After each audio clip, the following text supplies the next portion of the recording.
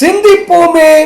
1897 வணங்குவார்க்கு அறிவினை கொடுக்கும். சுந்தரர் பெருமான் விளக்குகிறார்.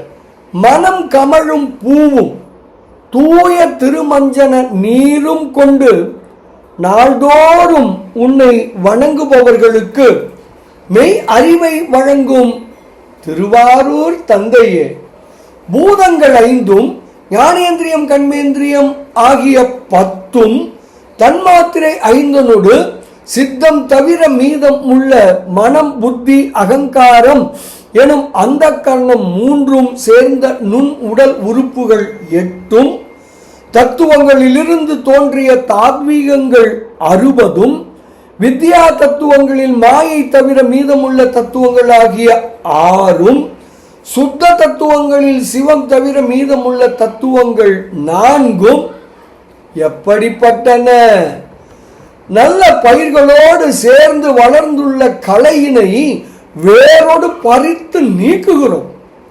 பயிர்களோடு சேர்ந்து இருப்பதாலேயே களையினை பயிர் என யாரும் சொல்வதில்லை.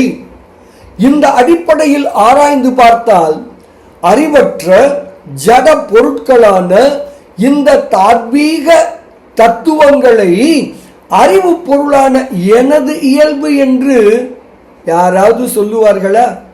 ஒருவரும் சொல்ல மாட்டார்கள்.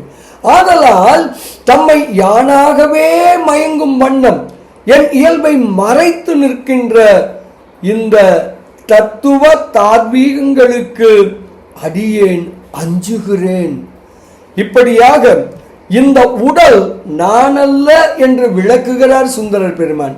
பாடலை காணலாமே. 60 10 8 6 5 4 துரு பரித்தனைய நோக்கி சொல்லிற்று ஒன்றாக சொல்லார். நறு மலர் பூவும் நீரும் நாள்தோறும் வணங்குவார்க்கு அறிவினை கொடுக்கும் ஆரூர் அப்பனே அஞ்சினேனே என்று சுந்தரர் பெருமான் தாம் அருளி செய்த திருப்பாட்டு எனும் 7வது திருமுறையில் 8வது திருப்பதிகத்தில் 3வது திருப்பாட்டில் மிக தெளிவாக விளக்குகிறார். உடல் அல்ல உணர்வோம், மெய் அறிவு பெறுவோம், பேரானந்தத்தில் திளைப்போம் திளைப்போம் திளைப்போம். இனிய வணக்கம். சிவாய நம.